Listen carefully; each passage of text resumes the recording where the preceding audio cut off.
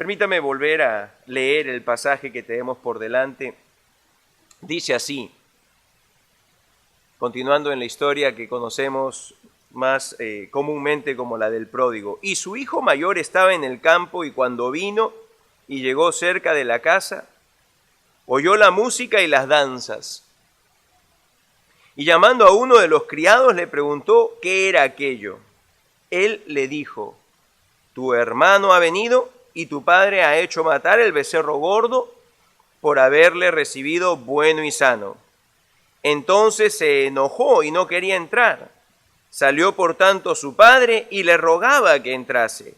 Mas él respondiendo dijo al padre, he aquí tantos años te sirvo, no habiéndote desobedecido jamás, y nunca me has dado ni un cabrito para gozarme con mis amigos. Pero cuando vino tu hijo, que ha consumido tus bienes con rameras, has hecho matar para él el becerro gordo.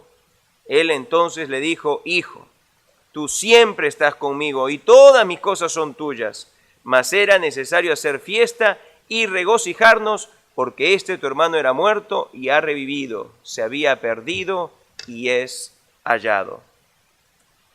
Nos encontramos pues en Lucas 15 y hemos venido viendo por un par de domingos la historia de este padre y sus dos hijos. Y la semana pasada, en una forma especial, vimos la respuesta, cómo toma una posición central en la historia la persona del padre, y cómo es que el padre responde cuando el hijo menor, el que conocemos como pródigo, cómo es que él responde cuando el pródigo regresa, y cómo fue que el padre se trajo en esencia vergüenza sobre sí, saliendo pues corriendo para recibir a su hijo. Y en vez de que entonces el hijo reciba la vergüenza, el escarnio, el desdén de la aldea, el padre corre primeramente hacia donde estaba su hijo y se echa sobre su cuello y lo llena de besos en la cabeza y pues lo trae, por decir así, cubierto por él mismo. Cuando va pasando pues por la aldea, todos en la aldea podían ver qué es lo que el padre estaba haciendo. Algo vergonzoso en realidad en el contexto del Medio Oriente. Pero lo que el padre hizo fue que él se trajo sobre sí mismo, se trajo esa vergüenza para que así su hijo no tuviese que sufrirla.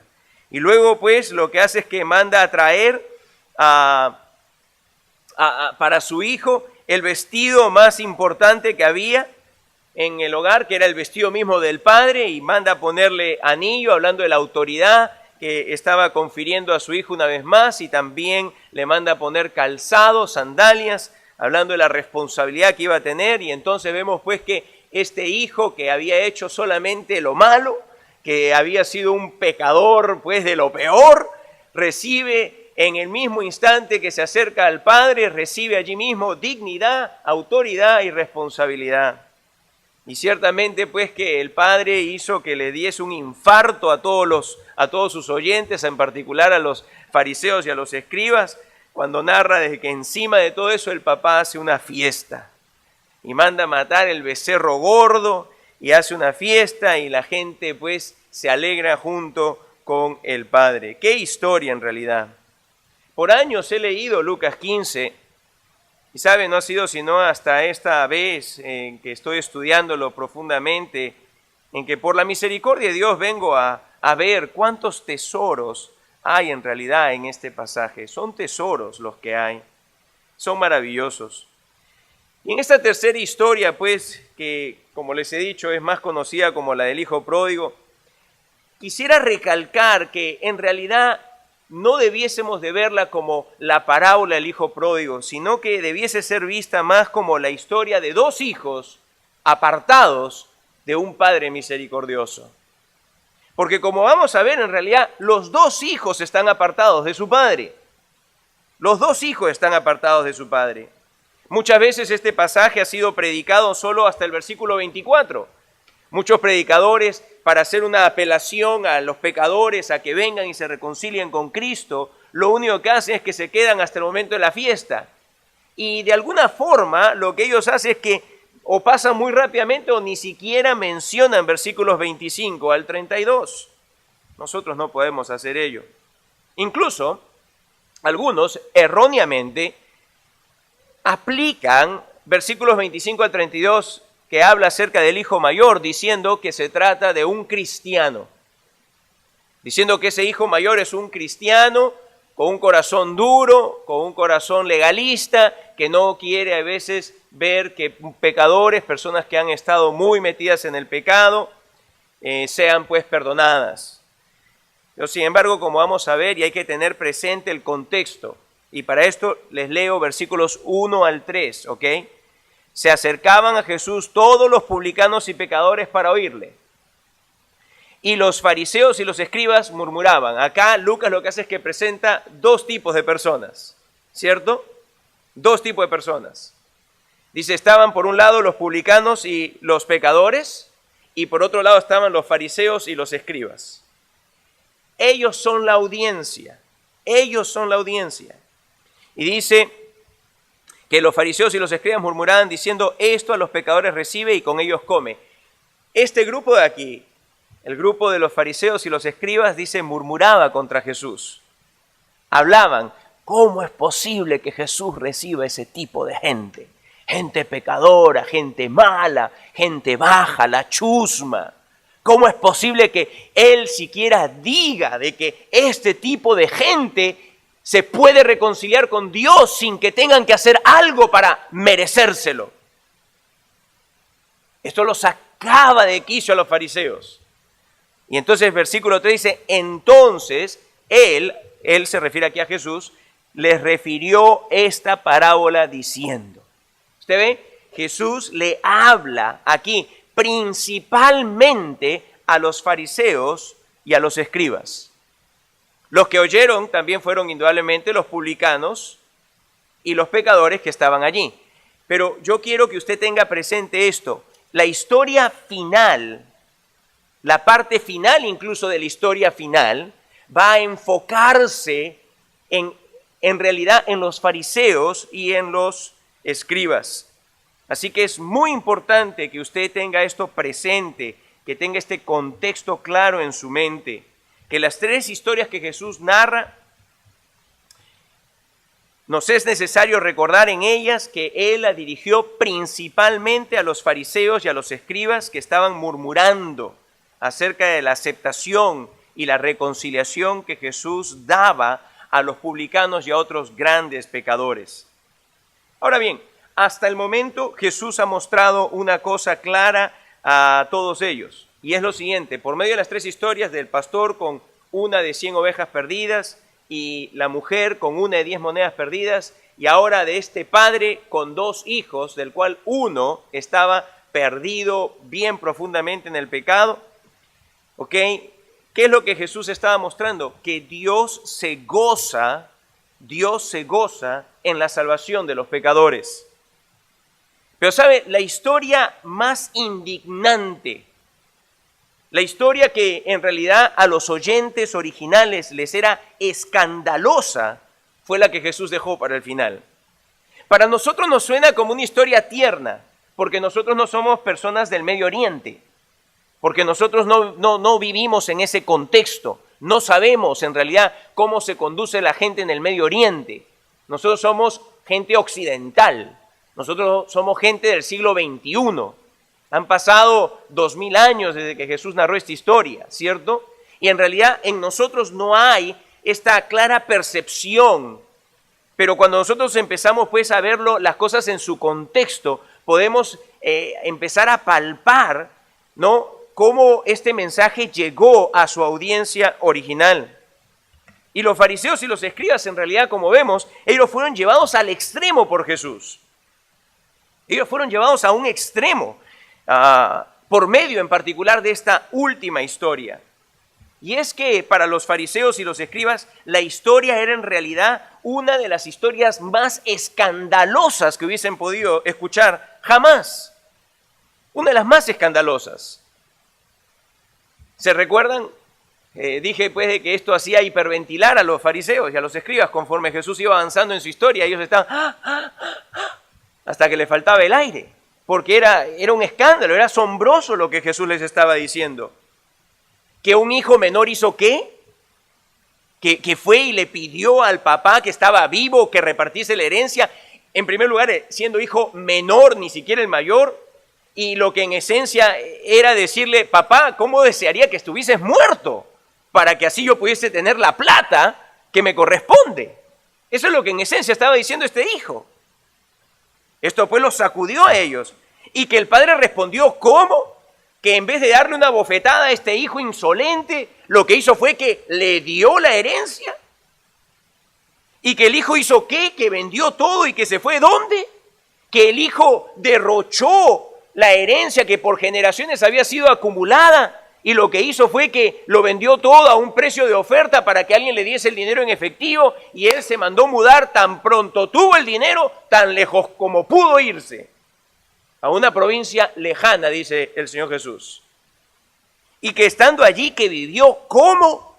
Que un chico judío de una buena familia, con una buena educación, que un chico judío se fuese a vivir perdidamente como solamente ellos pensaban, los gentiles vivían, y aquellos por supuesto que eran publicanos y pecadores. ¿Ah? No podía ser, ellos no lo podían concebir. Y que peor todavía, que este chico vino a hacer ¿qué? Cuando perdió todo, que él empezó a cuidar cerdos. Los fariseos y los escribas ya se estaban jalando los pelos en ese instante. Y peor aún, que vino a ser como uno de los cerdos, que vino a comer la comida, es más, a pelear con los cerdos por agarrar las algarrobas. Imposible, decían ellos. Y que cuando se da cuenta, que fue probablemente el único momento hasta ese instante en la historia, que dijeron hasta que por fin algo sensato, ¿ok? Que recapacita el chico este, ¿no? Que lo ven entonces regresar y de pronto Jesús vuelve otra vez como una ametralladora a tirarle en la historia, que los volvió otra vez a sacar pues de sus casillas. Ciertamente que Jesús los zamaqueaba intelectualmente a ellos, llevándolos a pensar hasta el extremo, cosas que no habían pasado por la mente de ellos jamás. Y lo que Jesús hace es que los vuelve a sorprender cuando entonces ven al hijo y que dijeron, ahora sí, este padre va a tener oportunidad de traerse el honor que merece, pero sin embargo el padre termina siendo algo más vergonzoso que el hijo. Porque como habíamos visto, un hombre noble en la cultura medio oriental que muestre sus piernas era simplemente algo vergonzosísimo. Y que este padre entonces corre, no una maratón, no una corrida así, ¿no? Digamos lenta, no, sino que él sprintó. Lo que él hace es que él sale como si fuese una carrera de 100 metros y sale corriendo para llegar donde su hijo, antes de que el hijo entrase a la aldea y recibiese la vergüenza de toda la aldea. Esto era inconcebible. Y para añadir a la sorpresa de ellos, que incluso manda a traer el mejor vestido, ponerle el anillo, ponerle sandalias, matar el becerro gordo, hacer una fiesta, los fariseos y los escribas no lo podían comprender. Y ahora en la conclusión de la historia, Jesús nos tiene reservada una gema de valor inestimable. Porque lo que continúa, que muchos predicadores, como les digo, lo ponen a un lado, en realidad es una gema preciosísima. Es ahora, es en este instante que los fariseos y los escribas van a verse incluidos en la historia. Hasta este momento los publicanos y los pecadores han sido identificados en las historias como la oveja perdida, ¿cierto? Los publicanos y los pecadores eran la oveja perdida. Los publicanos y los pecadores, ellos eran la moneda perdida. Y claramente, y mucho más claramente en realidad, los publicanos y los pecadores eran ese hijo perdido. Ese hijo perdido. Pero ahora, los fariseos y los escribas van a verse como en un espejo en la persona del hijo mayor. Amados, esto se los dije hace 2 mensajes y se los vuelvo a repetir. La historia de los 2 hijos apartados y de este Padre misericordioso es la historia de todos nosotros. Es la historia de 2 tipos de pecadores, porque básicamente lo que Jesús hace como el gran maestro que Él es aquel que en simples historias pues tiene estas enseñanzas profundas, completas, comprensivas. Lo que Jesús hace es que a través de esta simple historia nos presenta que solamente hay dos tipos de pecadores. Y lo que Él hace es que nos presenta, digamos, los dos extremos de cuán bajo pueden llegar los pecadores. ¿Ok? Dos extremos. Y estos extremos son reflejo de todo tipo de pecador que existe en la vida. Usted y yo nos encontramos en un extremo o en otro, o en el medio, ¿ok? En algún lugar entre los dos. Algunos incluso hemos sido, como mencioné en un momento, hemos sido en realidad una mezcla de ambos. ¿Ok? En un extremo tenemos a aquellos pecadores que son como el pródigo. Son claramente pecadores inmorales en extremo, que escogen llevar su vida hasta el extremo de la inmoralidad, viviendo dando rienda suelta a todas sus pasiones, sin negarse ningún deseo que sus deseos pecaminosos les traen. En esencia son personas que le han dado la espalda a Dios conscientemente, que no tienen ningún deseo de enmendar sus vidas y que lo hacen descaradamente. No les importa ni siquiera cuál sea la moral de la sociedad en la que viven. No les importa nada, no les importa un bledo. Este es el tipo de pecador en extremo. El pecador que es una persona vil, inmoral, corrupta y que no tiene en lo más mínimo ningún tipo de reparo en serlo. Y quizá usted puede pensar en más de uno que usted conoce. Hey, quizá puede haber sido su vida esta. La de una vida totalmente entregada a los placeres del pecado, totalmente entregada a todo tipo de vicios, totalmente entregada a los extremos de sus deseos pecaminosos, sin que nadie le sea un obstáculo para ello, porque si alguien le era un obstáculo, usted lo sacaba de allí, porque lo que usted había determinado hacer era satisfacer el extremo de sus deseos. Pero en el otro extremo, vemos al pecador que es considerado por sí, a sí mismo se considera como justo. Como justo. Se considera a sí mismo ser una persona buena, una persona de justicia, pero que en esencia también se encuentra sin una relación con Dios.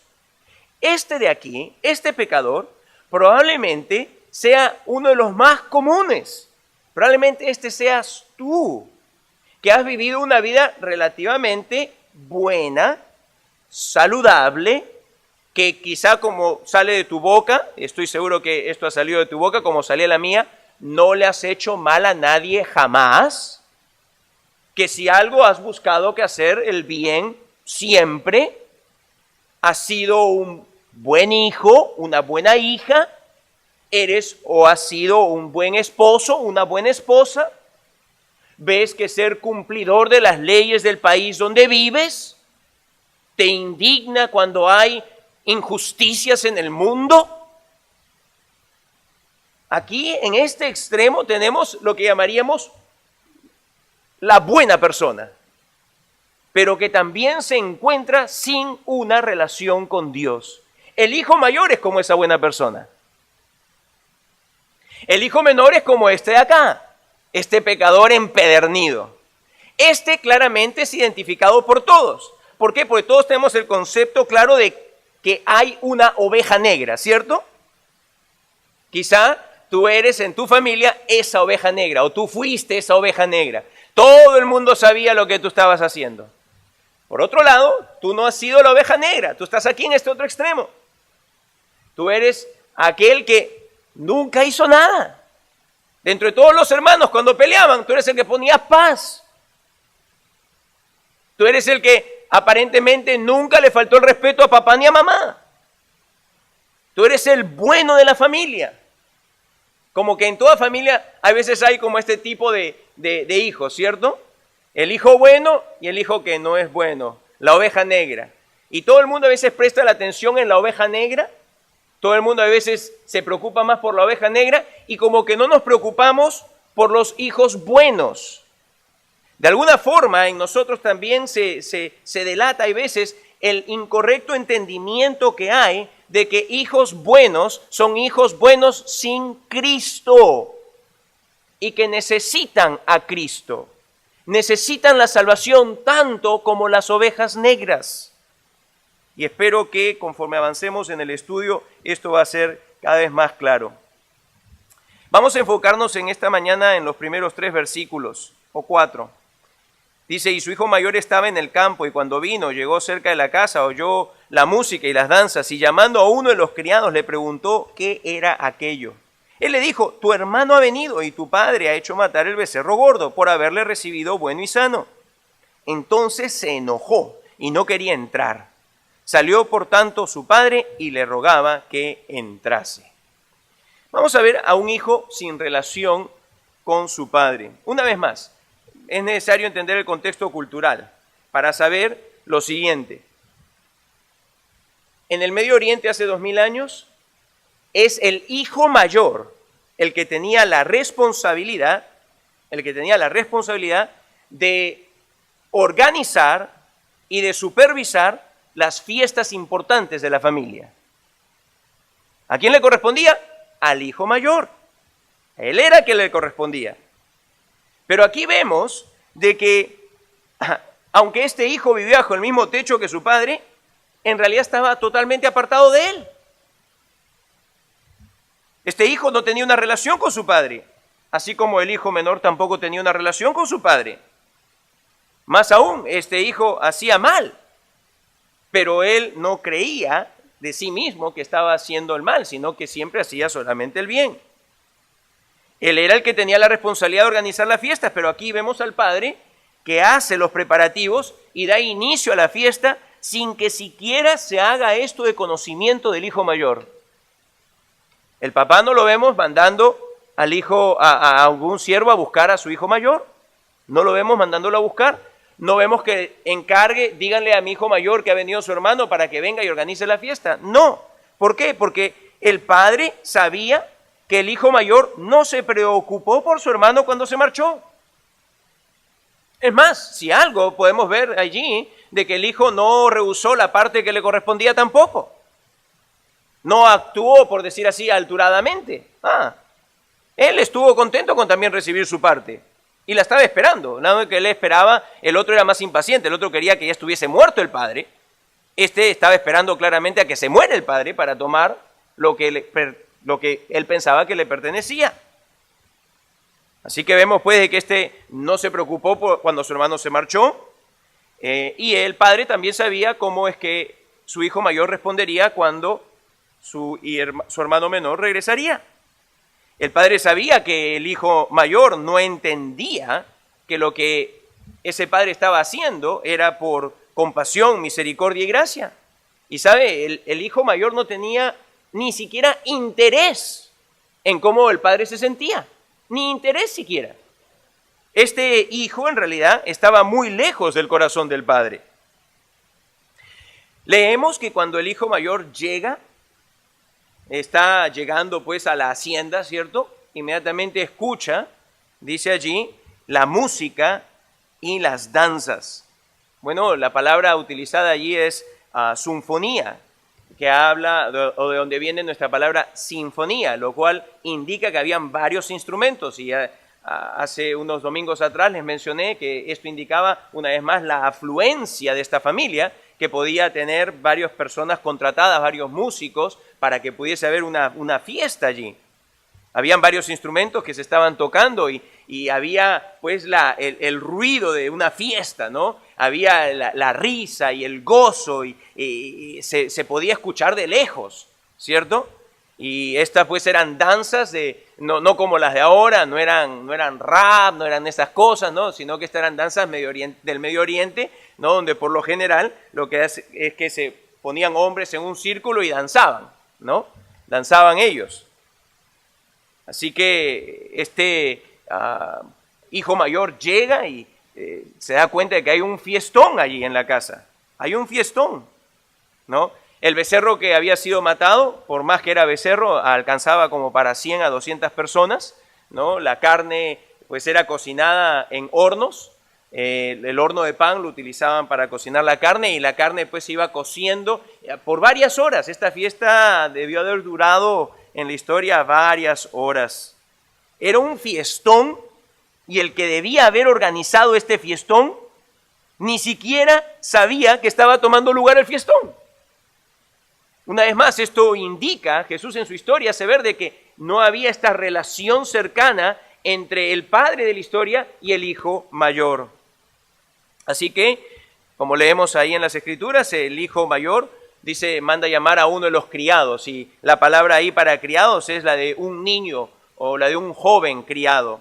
Y le pregunta, ¿qué está pasando? ¿Qué es todo esto? Y entonces, pues, es que él recién allí se entera que su hermano ha regresado y que su padre había hecho matar el becerro gordo por haberle recibido, dice la Escritura, bueno y sano. Bueno y sano. Al final del versículo 27, por haberle recibido bueno y sano. En el original es solamente una palabra. En nuestro idioma lo traducimos con dos palabras, bueno y sano, porque comunica la idea de que todo estaba bien con él, que llegó a salvo el joven, ¿ok? Pero en el original es solamente una palabra. Y esta palabra, interesantemente, cuando la encontramos en la traducción griega del Antiguo Testamento llamado la Septuaginta, ¿ok? Esta palabra siempre está traducida como shalom o está relacionada con shalom. Y ustedes, algunos de ustedes saben lo que shalom es, ¿cierto? Paz, paz. Entonces lo que estaba diciendo aquí el siervo es, tu hermano ha venido y tu papá lo ha visto y lo ha recibido en shalom. Lo que quiere decir es que tu papá y él han hecho paz. El hermano mayor inmediatamente entendió que la actitud del padre había sido, en su perspectiva, totalmente incorrecta. ¿Ok? Totalmente incorrecta. Y más adelante se lo va a decir en su cara al papá. Dice, tu hijo, que derrochó todo tu dinero con prostitutas, y tú mira cómo le has recibido. ¿No? Él supo en ese instante, cuando el criado le dice, tu papá le ha recibido bueno y sano, le ha recibido en shalom, ¿ok? Él supo al instante de que el papá lo había totalmente perdonado. Así que no solamente el hermano había regresado físicamente en buenas condiciones, sino que el joven siervo pues le hace saber a este hermano mayor que hay shalom entre el papá y el hijo menor, que había una restauración completa a su hermano menor, que había una total reconciliación y un perdón completo. Y en la mente del hermano mayor, pues entonces esto era inconcebible. Y es entonces por eso que leemos de que dice el versículo 28, la primera parte dice, entonces se enojó. Se enojó. La palabra en el original está relacionada con orge, que habla de ira. Él no solamente le fastidió, no. Él se enfureció.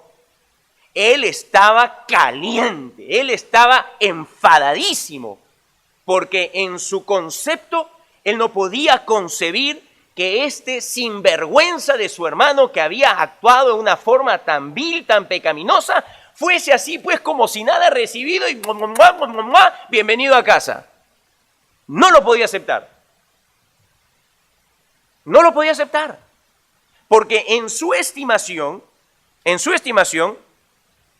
lo que debía haber sido es que ese hermano suyo debía haber sido avergonzado y debía haber sido puesto a pagar lo que había derrochado y a repagar el honor que le había faltado al hogar, incluyéndose a él mismo. ¿Sabe? Pero al leer esta parte de aquí, entonces se enojó. Lo que el Señor hace es que nos abre una ventana al corazón de este hijo mayor. Aquí tenemos una ventana. Aquí tenemos una ventana al corazón de este hijo mayor. Este hijo mayor, este hermano mayor, debía de haber sabido cuánto dolor había experimentado su padre por la conducta de su hermano. Este hijo mayor debía haber sabido cuán anhelantemente su padre estaba esperando el retorno de su hijo menor. Sin embargo, Él veía que todo lo que estaba pasando era algo que lo indignaba, algo escandaloso, algo inconcebible. El hermano mayor, como les dije hace un instante, pensaba que si el menor regresaba, a lo menos tenía que ver que pasar tanta vergüenza como la vergüenza que él había traído al hogar. Y además debía de pagar de regreso lo que había despilfarrado.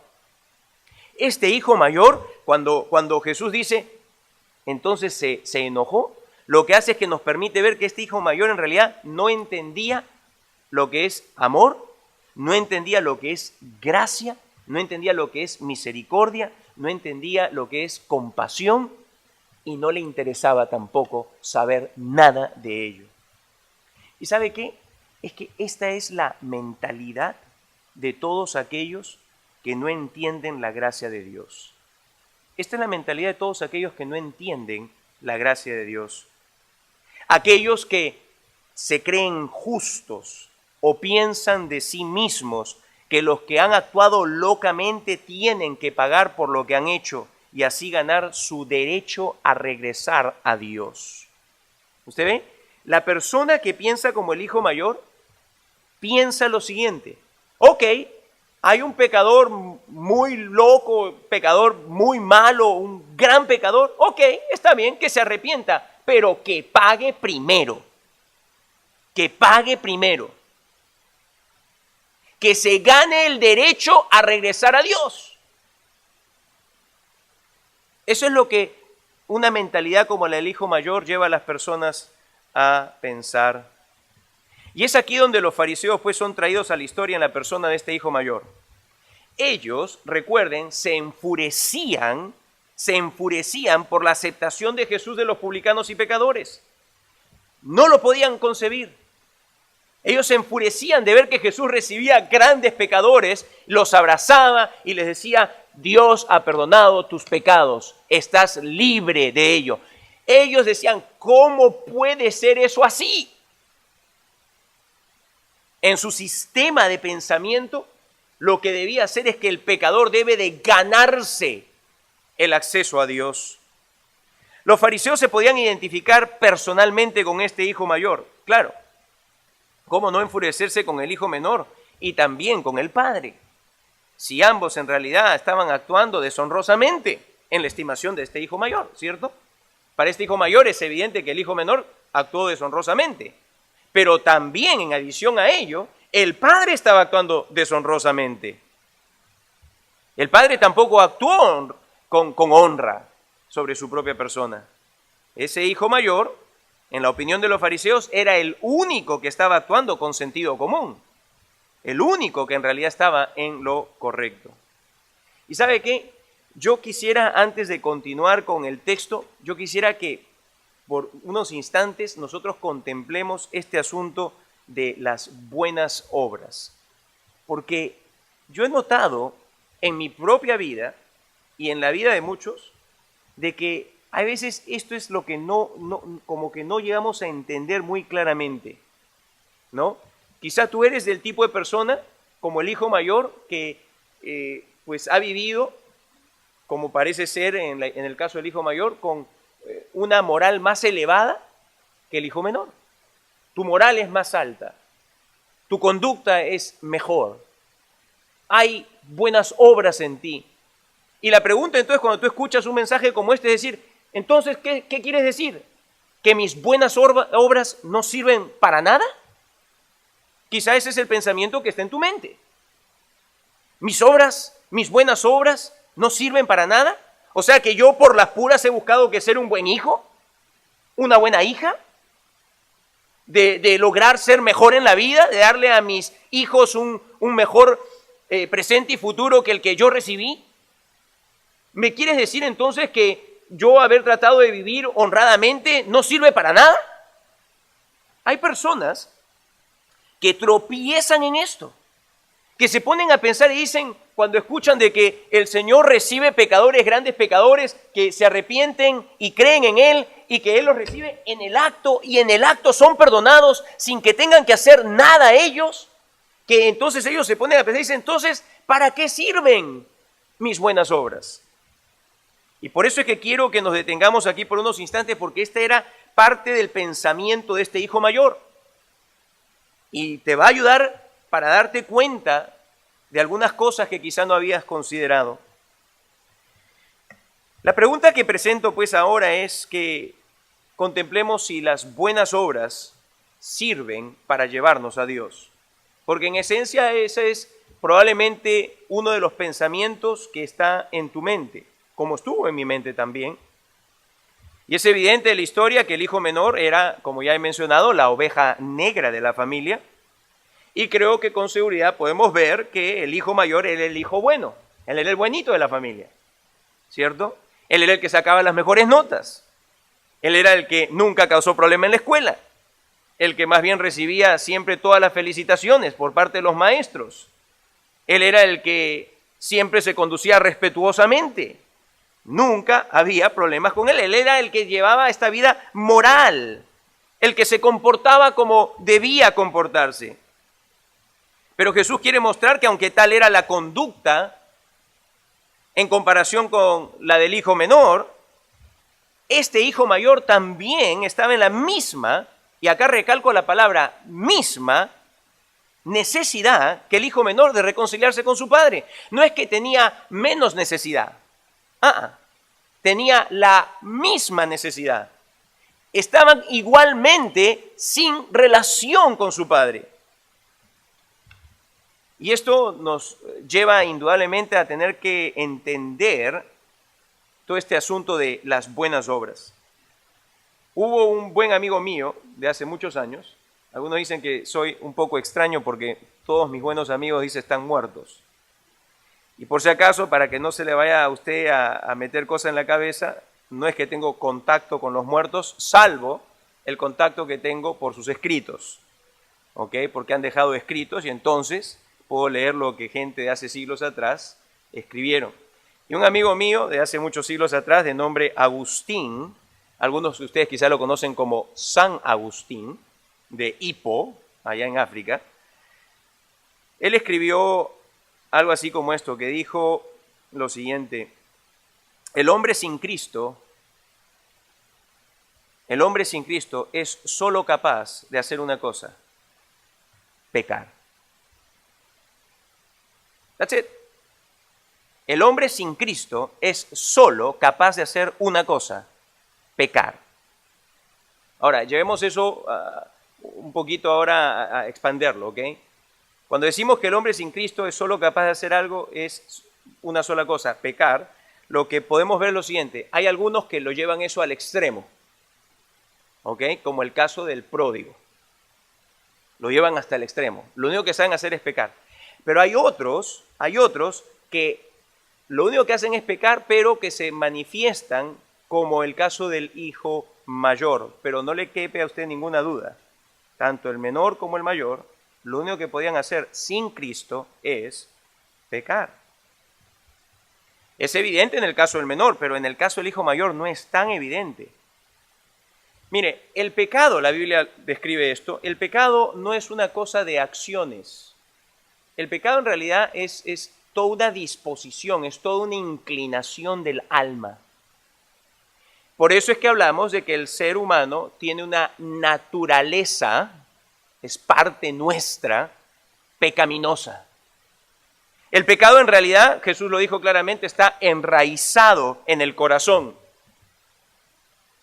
Y cuando la Biblia menciona el corazón, se está refiriendo a la parte más interna del alma, para que no le quepe a nadie ninguna duda de dónde está enraizado el pecado. El pecado, pues, entonces es como una raíz que está en lo más profundo del alma humana. Ningún ser humano se escapa de tener esta raíz. Ningún ser humano se escapa de tener esta raíz. Todos nosotros, desde el momento de nuestra concepción, tenemos esta raíz en nosotros, esta raíz de pecado, pecaminosa.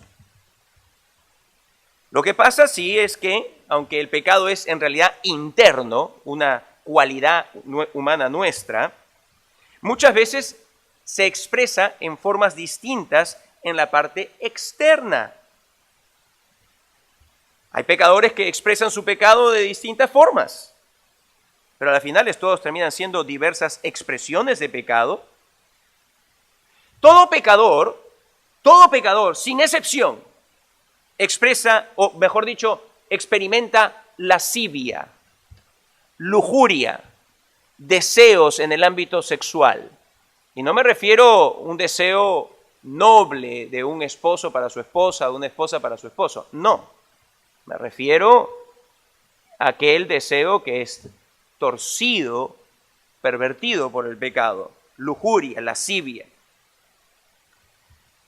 En realidad, detrás de todo pecado sexual, a la raíz de ello está la lascivia. Así la Biblia lo presenta. Todo pecador entonces tiene eso, pero no todo pecador lo expresa de la misma forma. Hay algunos que lo expresan abiertamente y entonces por su lascivia adulteran, si están casados, por su lascivia fornican, por su lascivia se llenan los ojos de pornografía, por su lascivia buscan un hombre a otro hombre, por su lascivia busca una mujer a otra mujer, por su lascivia. ¿Ok? Así que la raíz es la lascivia. La expresión del pecado puede variar. Ahora, hay algunos que en nuestro tiempo en particular te dirían, tú eres un adúltero, un fornicador. Te dirían, no, en lo absoluto. ¿Por qué? Porque nuestra sociedad, como toda otra sociedad, como todo otro grupo humano, es maestra para tratar de engañarse a sí misma. Y entonces hemos llegado al punto donde consideramos que ver una imagen de personas teniendo relaciones o irnos al cine y ver ahí una escena de sexo, no es gran cosa. Nosotros no lo estamos haciendo, decimos nosotros, ¿cierto? Pero sin embargo, las pasiones ahí están. Y muchos de nosotros, si somos sinceros con nosotros mismos, en realidad reconoceríamos que, ¿qué sería experimentar eso? No se expresa de la misma forma, pero todos tenemos la raíz esa, sin excepción. No hay ninguno que esté aquí presente que no la tenga. Hay algunos que, por ejemplo, tienen odio y rencor. Y en algunos casos lo guardan. Dice el libro de Proverbios que hay algunos que dan besos, pero que por dentro están guardando rencor y odio. ¿Ah? No se expresa, hay veces no es muy abierto. Hay gente que da un beso y dice, hola, ¿cómo estás, querida? Y por dentro dice, vieja de 3x4. La que me hiciste, no te la perdono. ¿Ah? Pero hay otros que sí son más abiertos. Hay otros que sí son más abiertos con su odio y su rencor. Y ahí están los que van hablando mal de otros y van difamando a otros. Y hay algunos que ese odio y ese rencor que a algunos los lleva a ser hipócrita, a otros los lleva a hablar, termina a algunos maquinando cómo deshacerse de aquel que odian y al cual le tienen rencor. Así que la raíz todos la tenemos. Nada más que la expresamos en distintas formas, muchos de nosotros. Algunos sabemos cómo tapar esa raíz de pecado en nosotros. Aquellos pues que son como el hijo menor, pecan abiertamente, sin importarle nada ni nadie. Pero los que somos como el hijo mayor, no estamos libres de experimentar las mismas pasiones, los mismos deseos, los mismos rencores, las mismas envidias, los mismos celos, las mismas cosas que están adentro, las mismas pasiones pecaminosas. No somos extraños a ellas, están allí, pero por diversas razones no las llevamos a la práctica. Pero la evidencia de que en todos nosotros hay naturaleza pecaminosa, solamente aquel que esté fuera de su mente le va a parecer que no hay. La evidencia es clara. Los fariseos en realidad eran personas que estaban en esta categoría muy claramente y Jesús así se los dijo. Mateo 23, versículo 27 y 28, mira lo que dice. Hay de vosotros, escribas y fariseos, hipócritas. Dicho sea de paso, la gente que es más moral tiende a ser, por lo general, por lo que tratan de tapar que tienen todas estas cosas, ¿ok? Tiende a ser personas que continuamente son hipócritas, que no muestran en realidad lo que son. Entonces dice, ay de vosotros escribas y fariseos hipócritas. Mire la descripción que Jesús da. Porque sois semejantes a sepulcros blanqueados, que por fuera, a la verdad, se muestran hermosos, mas por dentro están llenos de huesos de muertos y de toda inmundicia. Así también vosotros por fuera, a la verdad, os mostráis justos a los hombres, pero por dentro estáis llenos de hipocresía e iniquidad. ¿Qué le parece? Exactamente lo que les he estado explicando. El Señor Jesús dice ahí en Mateo 23 que hay algunos de nosotros somos personas con esa naturaleza pecaminosa, con el pecado en nosotros, simplemente que nos hemos vuelto maestros en tapar nuestro pecado. Esa es la tendencia, dicho sea de paso, desde que el pecado entró en la humanidad.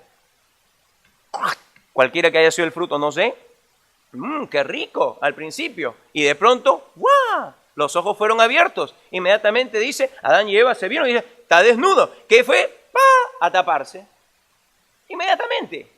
Desde el principio, lo que el ser humano ha hecho es tratar de tapar su pecado.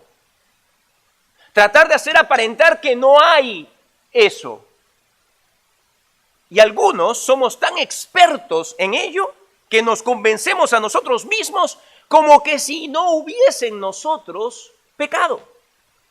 Y nos consideramos justos, nos consideramos buenos. Y esto me lleva pues al punto de ir un poquito más profundamente acerca de las buenas obras. ¿Por qué? Porque esta tendencia a querer tapar y engañar a nosotros mismos nos llevan a refugiarnos detrás de las buenas obras.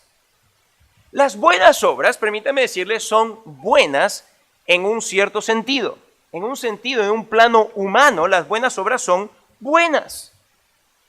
Pues una buena obra trae alivio a algún mal. Por ejemplo, cuando sucedió el problema de los tornados ahí en Oklahoma, pues donaciones de personas sin Cristo fueron dadas para aliviar el mal que había acontecido allí por medio de los tornados. Algunas obras buenas de las personas son indudablemente en un plano humano, son buenas, traen alivio a otros que están en necesidad, muestran cortesía y amabilidad y respeto a otros, ¿no? Dan algún tipo de auxilio cuando es esto necesario. Pero, permíteme acá decir, las buenas obras son todas siempre pecaminosas. Y usted dirá, pero te estás contradiciendo. ¿Cómo es que una obra puede ser buena y a la vez pecaminosa? Bueno, permítame explicarle por qué es pecaminosa siempre. Las buenas obras son siempre pecaminosas cuando estas buenas obras son hechas por personas que no están en una relación con Cristo Jesús. Siempre. Si la persona está sin Cristo, cualquier buena obra que haga siempre es pecaminosa. ¿Por qué? Porque no son hechas con la motivación que la Biblia enseña debiese de motivar toda buena obra. Y solo existe, de acuerdo a la Biblia, una verdadera y pura motivación para hacer toda buena obra. Y esta es la motivación: buscar la gloria de Dios. Buscar la gloria de Dios.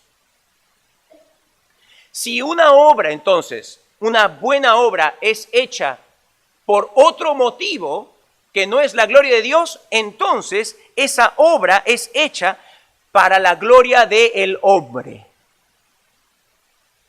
Y hacer algo para la gloria del hombre es poner al hombre por encima de Dios, lo cual evidencia el gran pecado de hacer buenas obras sin Cristo, de hacer buenas obras con la motivación de buscar tu propia gloria, tu propia satisfacción, de tú sentirte bien. ¿Te das cuenta? Yo prefiero las buenas obras de algunas personas sin Cristo a las malas obras de algunas personas sin Cristo? Por supuesto que sí, yo las prefiero. Doy gracias por ello. Por ahí está un billonario y que expresa en sus buenas obras, aunque no son hechas para la gloria de Dios, que pueden traer algún bien a algo. Yo prefiero su donación filantrópica para que ayude al cáncer, a buscar una cura contra el cáncer o a traer más becas a personas que no pueden de otra forma pagar sus estudios. Yo prefiero eso a la mala obra de un violador. Pero no nos equivoquemos. Esta mala obra es una expresión del pecado. Y esta buena obra también es una expresión del pecado. Porque esta buena obra fue hecha con la motivación incorrecta de buscar su propia gloria. Así que aunque yo prefiero y doy gracias por las buenas obras de los que están sin Cristo, eso no me oscurece el entendimiento de poder ver y discernir y precisar que esa persona está en tanta necesidad de Cristo como esta persona que también les he mencionado. No hay en realidad ninguna diferencia en la necesidad que tiene. Así que, déjeme decirle, amado, no hay diferencia. Aquel que hace buenas obras sin Cristo necesita de Cristo tanto como aquel que vive como una oveja negra y que se da al pecado abiertamente. Le necesita por igual.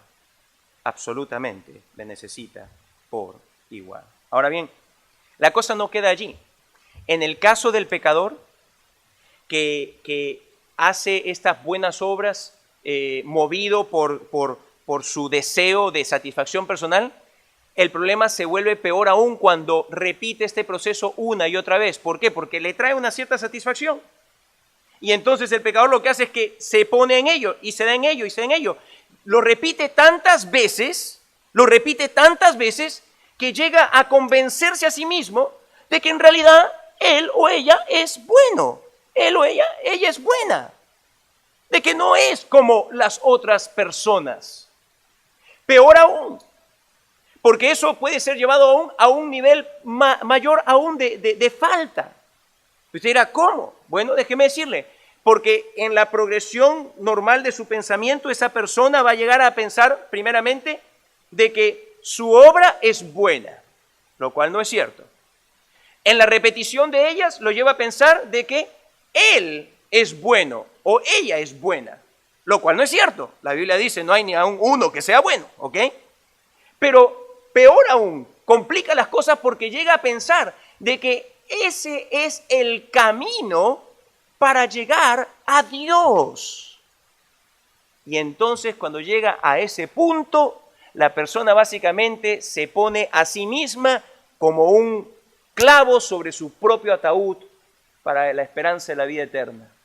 ¿Por qué? Porque si estima de sí misma de que hace buenas obras, de que ella es o él es bueno y que ese es el camino a Dios, un camino de buenas obras, de no faltarle a nadie y que por lo tanto él le tiene o ella le espera el cielo, la vida eterna, entonces escucha el cristianismo, el mensaje de que Dios llama al pecador al arrepentimiento y se dice a sí misma, bueno, ese mensaje lo necesitan los que están en la cárcel.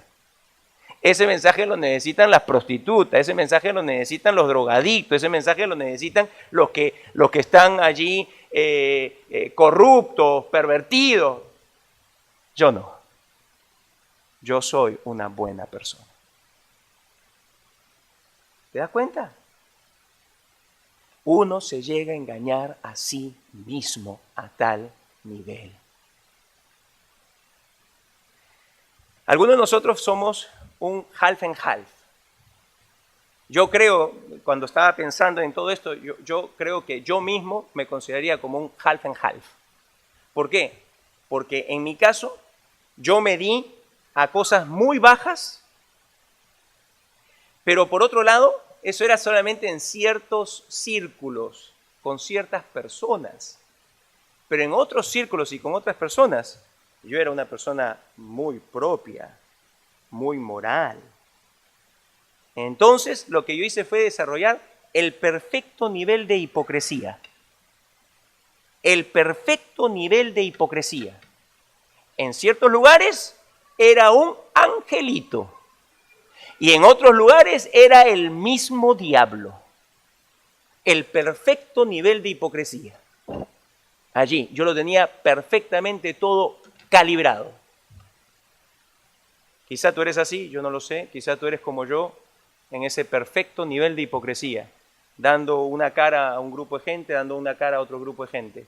Quizá tú eres como ese moral, que piensas de ti mismo en una sobreestimación de tu persona, que tú nunca le has hecho mal a nadie. Quizá tú te identificas honestamente como, no, yo soy como ese pródigo. Mira, no importa dónde tú estés. Para concluir, yo tengo que decirte lo siguiente. Estamos todos en igual necesidad del Salvador, de Jesucristo. Él es el único que puede perdonar y traer vida eterna al moral y bueno, al perdido, en lo más bajo del pecado hundido. Uno y otro necesita y solo puede encontrar perdón y vida eterna en Jesucristo. La pregunta pues para ti es, ¿estás en Él? ¿Estás en Él? Ven a Él. Si tú no lo has hecho aún, ven a Él. Pídele perdón. Reconoce que si has sido de este tipo, que tus buenas obras en realidad fueron hechas con la motivación incorrecta, no para su gloria, sino para tu gloria. Si estás aquí en este tipo, reconoce que pecaste vilmente contra Él. Si estás como yo, half and half, reconoce la hipocresía que te caracterizó. Pero de igual, sea donde te encuentres, ven a Él. Padre, venimos a ti en esta mañana agradecidos por tu palabra.